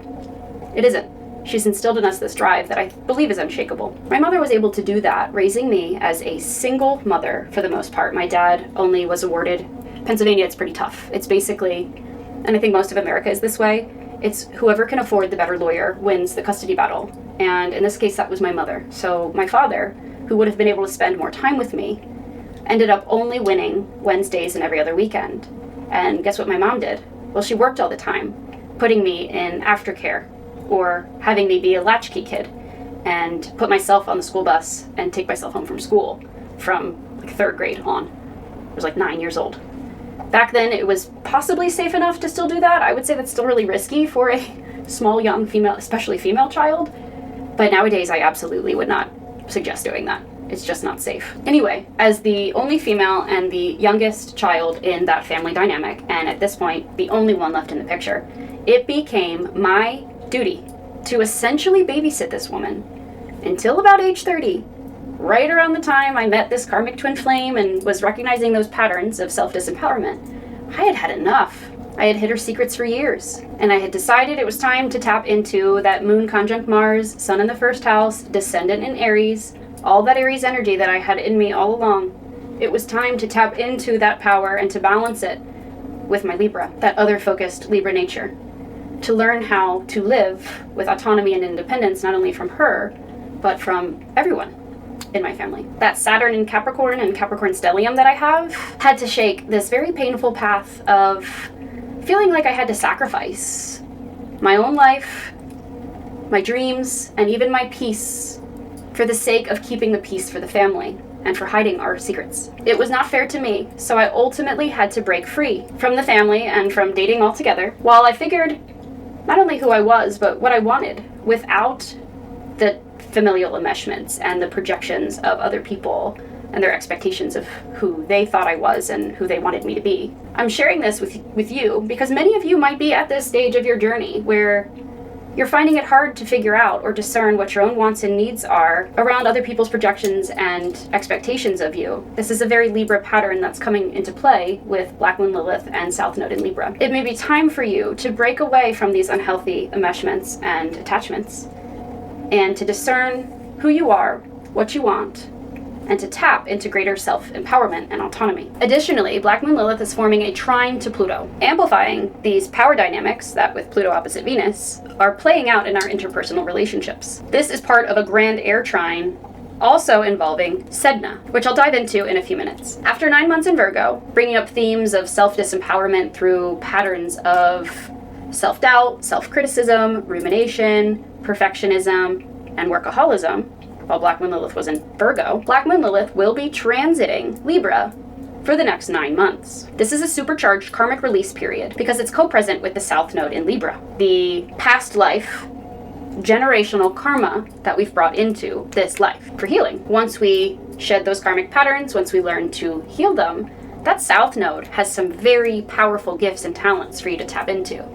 But you have to do the work first. This supercharged karmic release period is for Black Moon Lilith shadow feminine issues within the context of Libra. It'll be heightening relationship dynamics related to not only feeling accepted, but feeling unlovable or as though we're not enough, triggering abandonment and rejection wounds, and bringing up themes of isolationism, conflict avoidance, codependency, people-pleasing, and giving far too much power to the opinions of other people, chasing likes and seeking attention, which are short-lived external forms of validation, when the universe and God, whatever you deem that to be, wants you to look within for that source. In shadow, Libra is an energy that struggles with boundaries and enmeshment, the attachments we form out of a fear of being alone. Speaking from personal experience as a Libra stellium, this period of isolationism and aloneness, which I went through 2021, parts of 2022, is actually essential. This was when Saturn was in Aquarius, so it's really not too surprising. This period of isolation and aloneness is actually essential for not only uncovering who you authentically are, but freeing yourself of those unhealthy attachments and enmeshments. The masks and facades that many hide behind will be falling off as we learn to embrace the authentic individual underneath, waiting to burst out for Pluto's uninterrupted progress through Aquarius, 2024 through 2044. This is highlighting those darker shadow traits of Libra, especially towards the beginning of the 9-month transit, since Black Moon Lilith and South Node in Libra are coming into conjunction. This is intensifying as we approach August and September of 2024, and carrying into, with the exact conjunction, and carrying into September and October for Libra season when the sun is in Libra, and the upcoming South Node new moon solar eclipse in Libra on October 2nd, 2024, and the full moon in Aries on October 17th, 2024. Themes include relationship drama, sore spots, and power struggles within our relationships, feeling triggered by other people and our interpersonal connections, powerful connections, and powerful confrontations. But it all depends on your relationship. Not all relationships will fall apart. Anytime these types of triggers arise, there's an opportunity to work together through it and grow not only your individual selves stronger, but make the relationship stronger as well. There's also an opportunity to avoid doing the work and to run away, where you will miss that opportunity. As we bring these karmic relationship patterns into the light of consciousness for healing, we can transmute them, heal them, and leave them behind us for good. Doesn't that sound great? The Black Moon works and deals in polarity, functioning by conjunction and direct opposition. So Black Moon Lilith in Libra is activating placements along the Libra Aries relationship axis of opposition. Both Aries, including where we have the North Node, Chiron, and Eris, which I'll get into those a little bit later, and Libra placements are getting lit up by this transit over the next 9 months, but especially the next 6 months, and especially the early degrees, as the South Node completes its journey in Libra, ending January 2025. Libra stelliums like myself will be tested.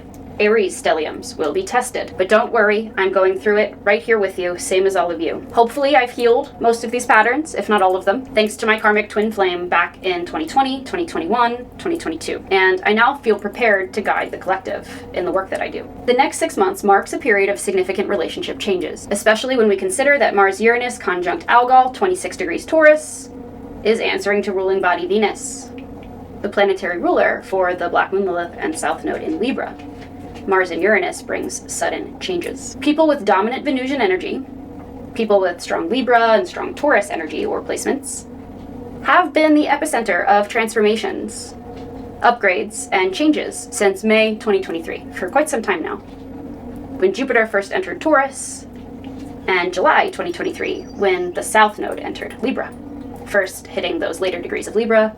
Now we're at 10 degrees Libra, and the next 6 months will be focused on placements from 10 to 0 degrees Libra, as the South Node prepares to enter Virgo in January 2025, and the North Node opposite, Pisces 2025. Let's dive into the Grand Air Trine forming between Pluto in Aquarius, Sedna and Mars in Gemini, and Black Moon Lilith in Libra. Grand Air Trines are beautiful energy patterns. I am lucky enough to have one in my natal chart. Here you can see mine forms between my North Node 4 degrees Aquarius, my Mercury 4 degrees Libra, which is conjunct my Venus 8 degrees Libra, my Ascendant 12 degrees Libra, and my Sun, but barely, it's 10 degrees, so that's as far out as you'll go with a conjunction. Those are all fused together though in my Libra stellium, my Sun 14 degrees Libra, forming a Grand Air Trine to, and this is where Venus comes into the picture with that conjunction with Mercury, forming a Grand Air Trine to my Vesta 0 degrees Gemini, Moon 9 degrees Gemini, and Mars nearby 13 degrees Gemini. This formation is called a Grand Air Trine. You could also technically consider my part of fortune, 17 degrees Aries in the 5th house, part of the equation, depending on how tight of an orb you use when you consider the conjunctions. This Grand Air Trine we're having right now is involving some astrological bodies that carry dark, heavy, albeit deeply transformative energies. And it's happening at the critical degrees of the air signs. Our mind, intellect, thought patterns, communication, and how those manifest in our 3D reality. Happening at the critical degrees, so we have Mars and Sedna in the 0 and 1st degree of Gemini. We have Black Moon Lilith, which was just 0 and 1 degrees, now 2 degrees. So just coming out of the critical degree, it's now in the 2nd degree of Libra. And we have Pluto, 0 degrees Aquarius. So happening at the critical degrees makes this even more significant and potent. The Grand Air Trine can be felt strongest, or was felt strongest, from June 25th to July 25th, 2024. And it brings an intense, strong willpower to communicate, write, and create. We also have Jupiter nearby, just out of conjunction, now 12 degrees Gemini, expanding the energy. With Jupiter forming a trine to the South Node in Libra, which South Node in Libra 10 degrees, Black Moon Lilith 2 degrees, those are in a loose operative conjunction as well.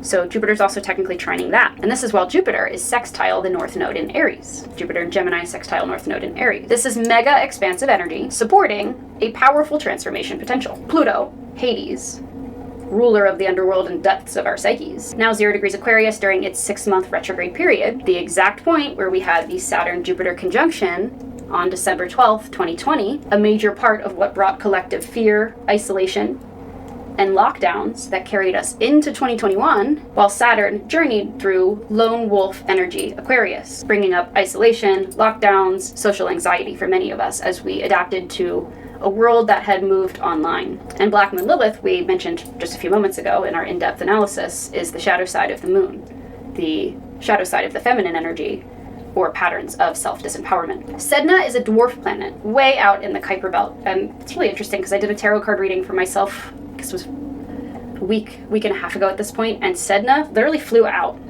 No surprise. Sedna is an Inuit goddess that was ultimately sent to the depths of the ocean, the depths of the underworld, to be reborn, the ocean floor. She was reborn as a powerful sea goddess that the Inuits would pray to for safe passage when crossing the oceans, much like Poseidon. In the story, she was traveling with a masculine counterpart, and they encountered some rough seas. Out of self-preservation, he decided it would be best to throw her overboard so that he could lighten the load, essentially, and save himself. Great guy. So he threw Sedna overboard, where she desperately clung to the side of the boat for dear life. And then he chopped off her fingers. I feel like my ex would have done the same. Devastated, she fell to the ocean floor, where she was saved and reborn as a powerful sea goddess. We have Neptune, Poseidon, 29 degrees Pisces, ruler of water, but especially the oceans and the seas, all summer at this 29 degree point until early September. I'll have to double check the ephemeris, but early September.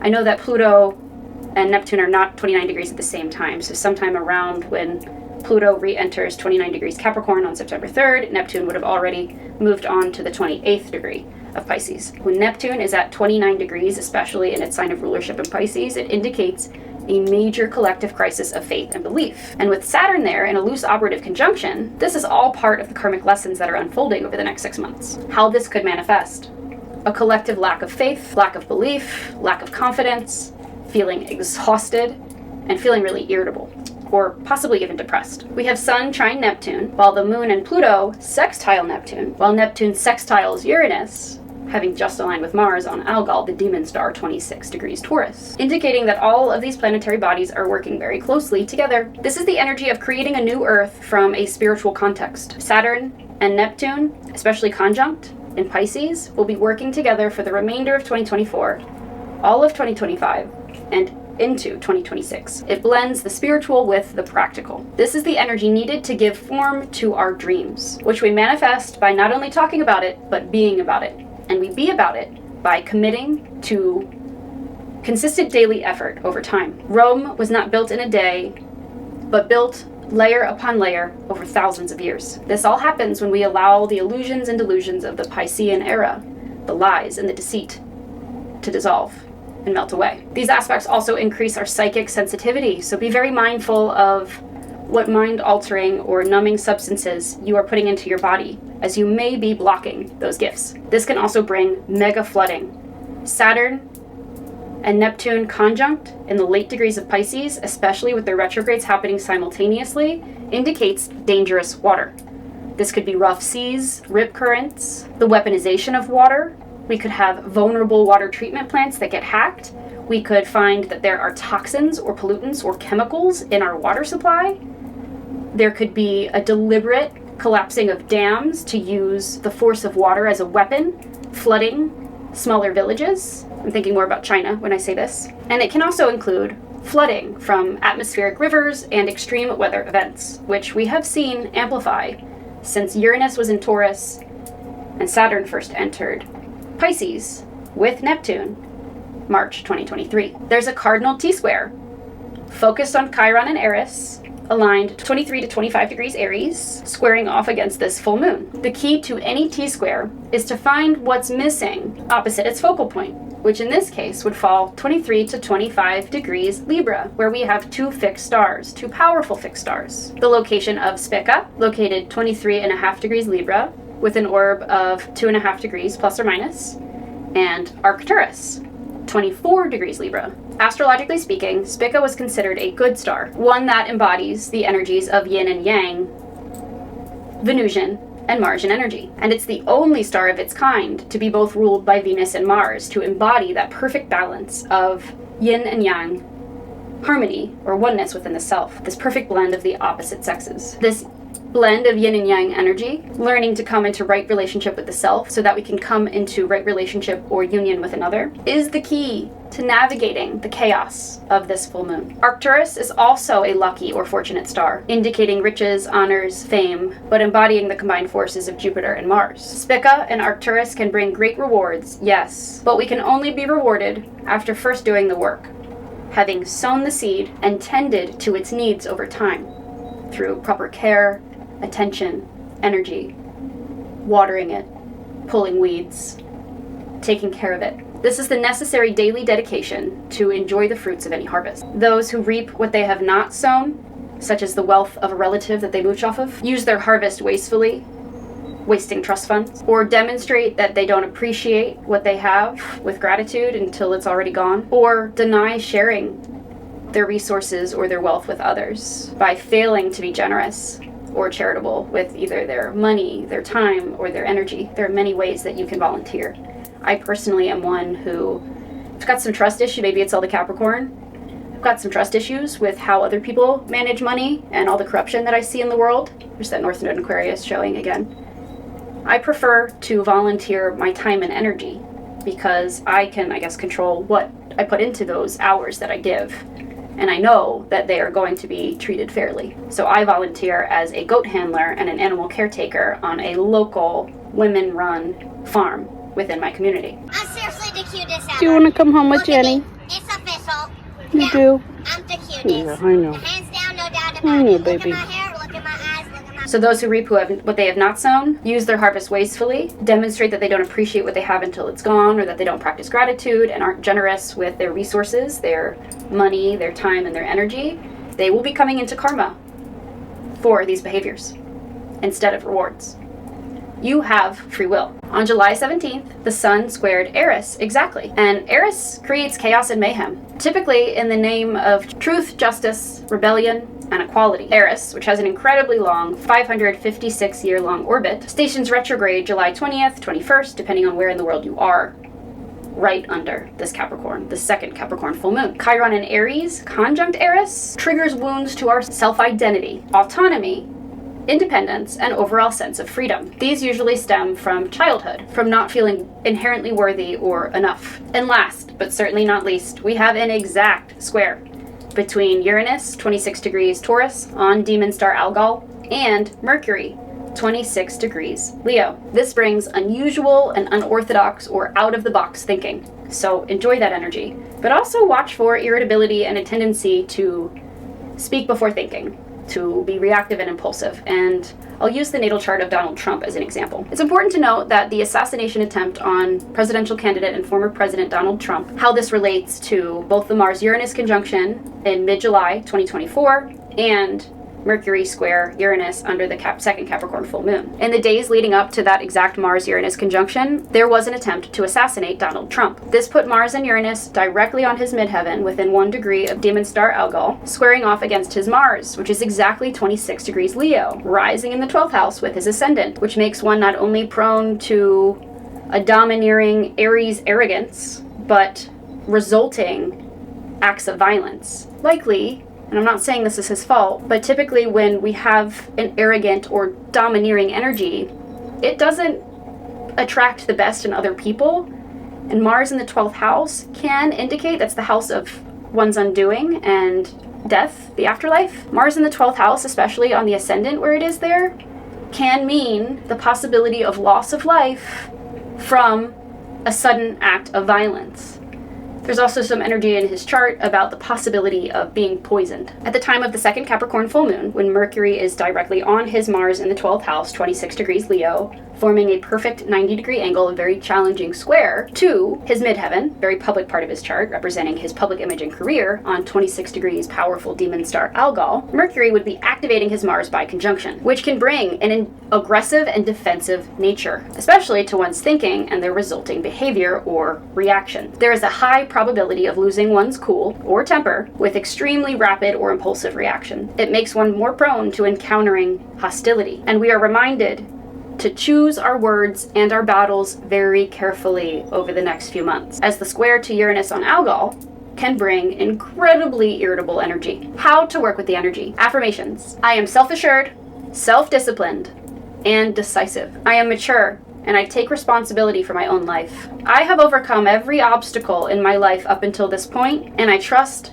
that I can overcome any challenge that lies on the mountain ahead. I know who I am, and I set clear boundaries to protect my energy. I am strong, wise, assertive, and independent. We'll first talk about some crystals you can use, and I am wearing some yellow jasper today. Yellow jasper. Yellow jasper is a vibrant crystal or gemstone that's known to enhance one's feeling of oneness. It is believed to not only protect one from absorbing the negative energies of others, but to also help one connect with their innermost needs so that they can establish clear, mutually beneficial boundaries with others and with the self. Yellow jasper assists with clearing blocks to the solar plexus, which serves to connect us with our personal power, identity, autonomy, and independence, an overall sense of freedom. You can use this crystal by wearing a bracelet, and here's a little 101 for how to use crystals and jewelry and where to wear them. If you wear the crystals or rings on your left hand, just as you would put a wedding finger, this is because it is closest to the heart, a direct link to the heart.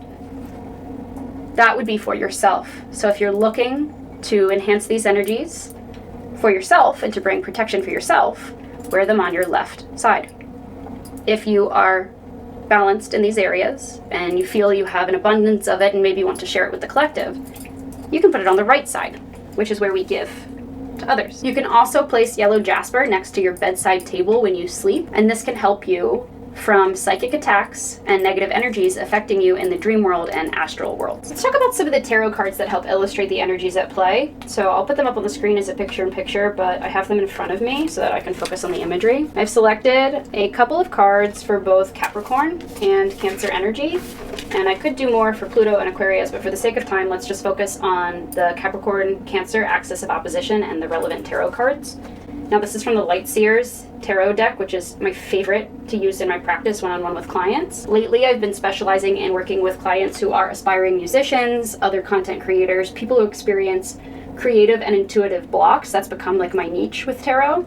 If you are experiencing any blocks in any of your chakras and you're interested in hiring me for one-on-one consultations, I offer big discounts for various things, including birthdays and for regular clients. So I have many clients who prefer 2-hour readings. They think of it like therapy, and we work through the imagery in the cards at an affordable rate, especially for those who commit long term. So I have several clients who book me for 2 hours bi-weekly. Let's talk first about the cards associated with Capricorn energy. I've selected the major arcana card, the Devil card, the 5 of Pentacles, and the 4 of Pentacles.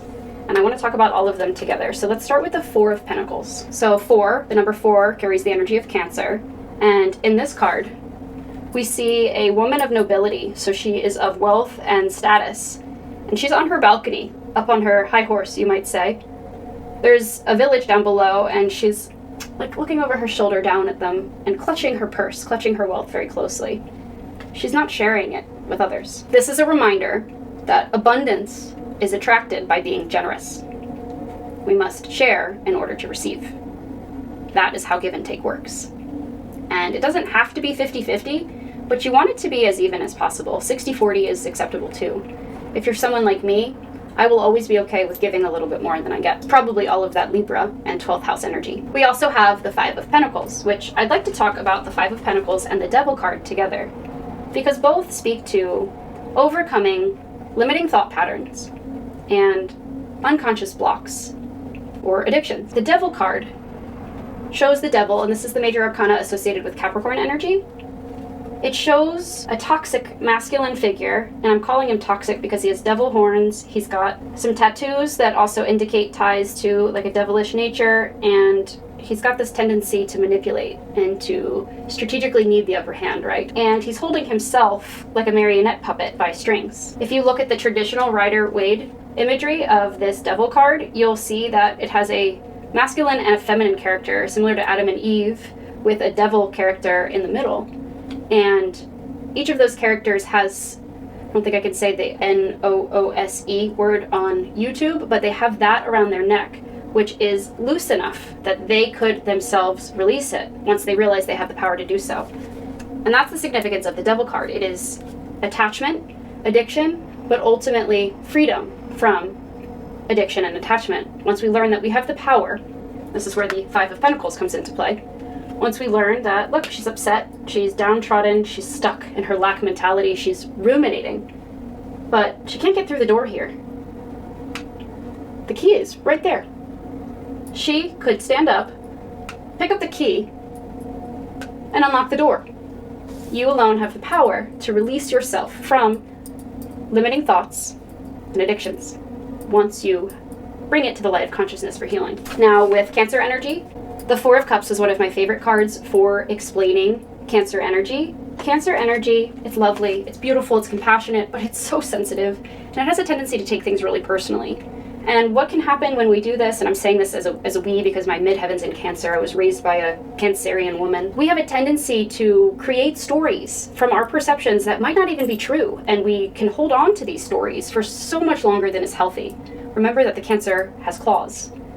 So does the Scorpion, symbol for Scorpio.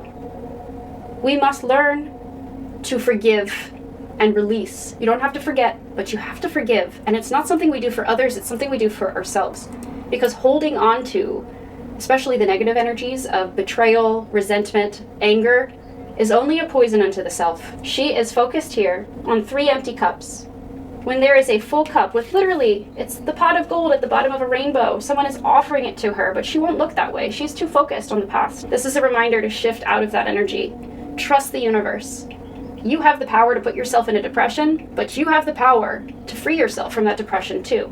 You must become mindful of your thoughts, how those thoughts can manifest in our 3D reality, and how they can lead us into dangerous paths down anxiety, rumination, and ultimately depression. The major arcana associated with Cancer energy is the Chariot card, which I'm looking at the Light Seer's version of the card, which I'll put up here as a PIP. There's a masculine character rushing in. This usually indicates some sort of a message coming in, but if you look at the horses drawing the carriage, there is a white horse and a black horse. And this represents the yin and yang energy that we are now called to balance under this astrology. It is a reminder to avoid being impulsive and rushing in, and to ensure that you balance those internal feminine and masculine yin and yang energies within the self before coming into relationship with another. Thank you for watching. If you're still with me, you're a real one. Drop your current most used emoji in the comments. If you took anything away from this video, we ask that you like, comment, share the content, and subscribe. If you enjoyed this video, we know that you'll enjoy the full playlist and this additional video. Thank you so much, love you, and see you soon.